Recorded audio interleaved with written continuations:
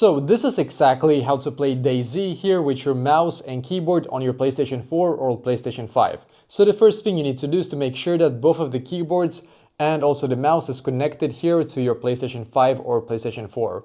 Now when it is, we're just gonna go into a game here, as you can see on DayZ.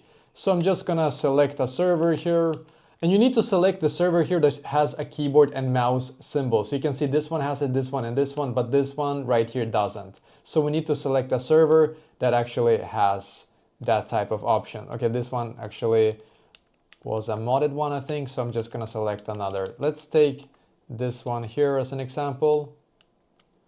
I believe this one we should be able to connect to. Yeah, perfect. So you can see we're gonna load in a couple of seconds. There is one more thing that you need to do as well, by the way, because you need to, this one took me a while to figure out for some reason, but of course you will also need to enable that you can play keyboard and mouse when you are in the server itself. So I'm just gonna show you exactly what I mean. So we're just gonna load into the game here real quick. So now when I'm in the game here, I need to click on this button on my controller, then click on options, and then make sure that the mouse and keyboard, the first one right here, is enabled. And then also click, I believe it's the square that you need to click on to be able to save changes.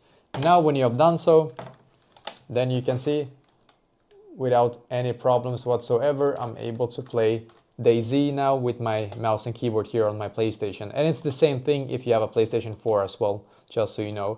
But yeah, basically that is exactly how to actually do this.